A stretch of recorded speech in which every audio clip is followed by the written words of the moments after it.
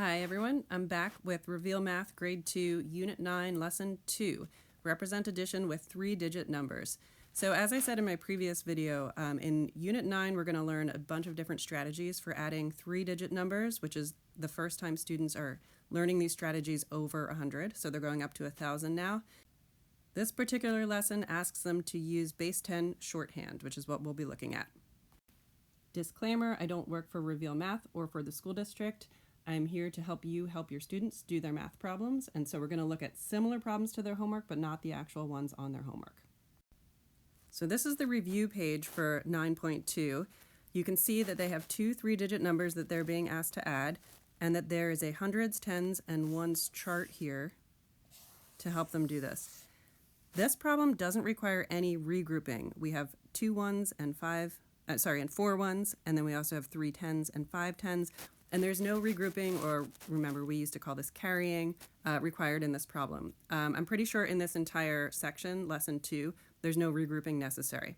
So we're just focusing here on how to use the base 10 shorthand.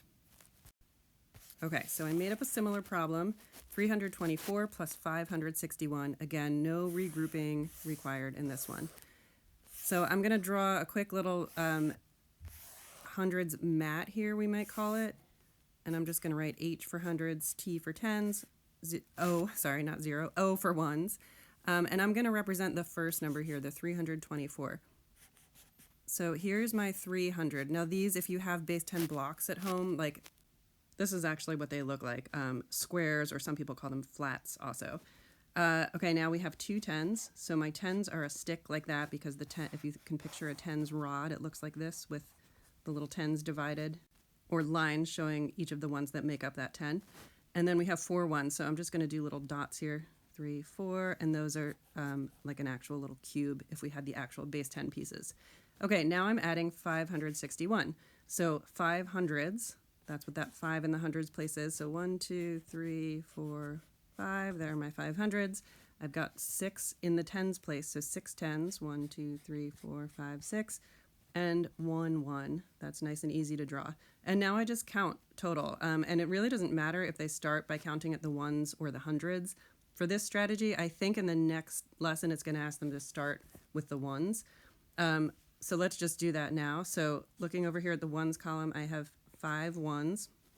Now looking at the tens column, I have 1, 2, 3, 4, 5, 6, 7, 8 tens.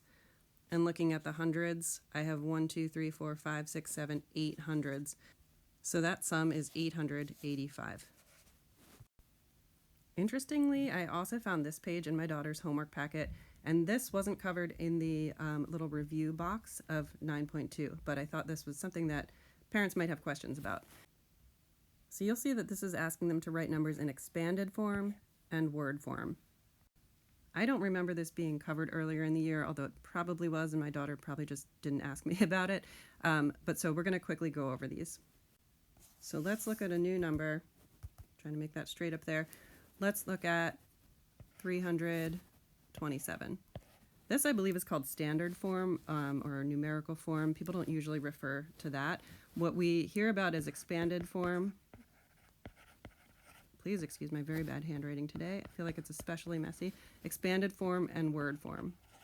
So word form, I'm going to start with that one because that's probably the easiest one for most parents to just know. That just means write it as 327. Notice there's no and in here. No and in there.